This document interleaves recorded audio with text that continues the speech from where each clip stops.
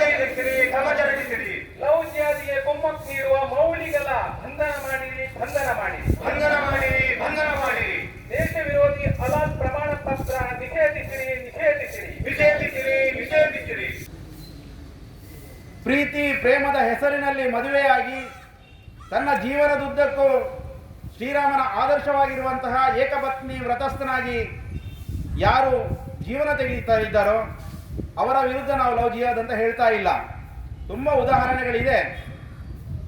ನಮ್ಮ ಭಾಜಪದ ಒಂದಷ್ಟು ಪ್ರಮುಖರು ಗುರುತಿಸಿಕೊಂಡಂಥವರು ಇವತ್ತು ಹಿಂದೂ ಹೆಣ್ಣು ಮಗಳನ್ನು ಮದುವೆಯಾಗಿ ಸಂಸಾರ ನಡೆಸಿದವರು ಇದ್ದಾರೆ.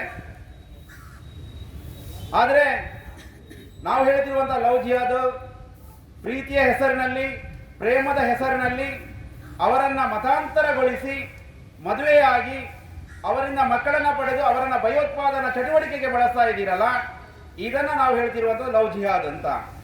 ಅದಕ್ಕೋಸ್ಕರ ಇದನ್ನು ಪತ್ತೆ ಹಚ್ಚುವುದಕ್ಕೋಸ್ಕರ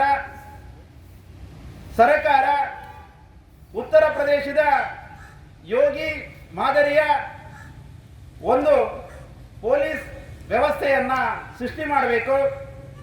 ಈಗಾಗಲೇ ಉತ್ತರ ಪ್ರದೇಶ ಭಾಗದಲ್ಲಿ ಪೊಲೀಸ್ ವ್ಯವಸ್ಥೆಯನ್ನು ಸೃಷ್ಟಿ ಮಾಡಿದ ನಂತರ 199 ಲವ್ ಜಿಹಾದ್ ಕೇಸ್ಗಳು ರಿಜಿಸ್ಟರ್ ಆಗಿದೆ.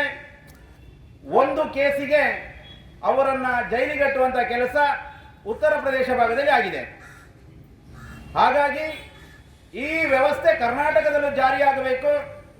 ಅದರಲ್ಲೂ ದಕ್ಷಿಣ ಕನ್ನಡ ಜಿಲ್ಲೆ, ಕೊಡಗು ಮತ್ತು ಈ ಕರಾವಳಿ ಬೆಲ್ಟ್ ಏನಿದೆ ಈ ಭಾಗದಲ್ಲಿ ಅತ್ಯಂತ ಶೀಘ್ರವಾಗಿ ಈ ಕಾನೂನು ಜಾರಿಯಾಗಬೇಕು. ಅದಕ್ಕೆ ಬೇಕಾಗಿರುವಂತಹ ಪೊಲೀಸ್ ವ್ಯವಸ್ಥೆಯನ್ನ ಸೃಷ್ಟಿ ಮಾಡಲೇಬೇಕು ಎನ್ನುವಂಥದ್ದು ಸರ್ಕಾರಕ್ಕೆ ಒತ್ತಾಯವನ್ನು ಈ ಮೂಲಕ ಮಾಡ್ತಾ ಇದ್ದೇವೆ.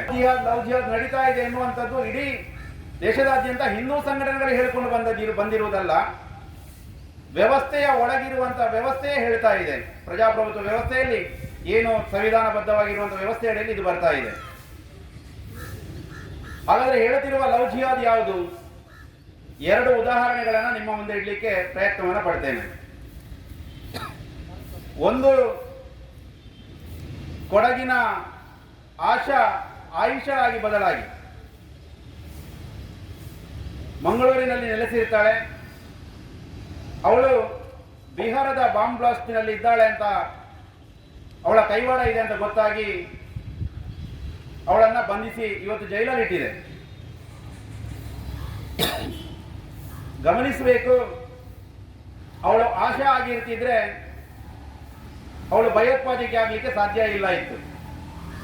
ಯಾವಾಗ ಹಿಂದೊಬ್ಬಳು ಮುಸಲ್ಮಾನರಾಗಿ ಬದಲಾಗಿ ಆದ್ಲೋ, ಅವಳು ಆಯಿಷಾ ಆದ್ಲೋ, ಆವಾಗ ಅವಳು ಭಯೋತ್ಪಾದಕಿಯಾಗಿ ಬದಲಾದ.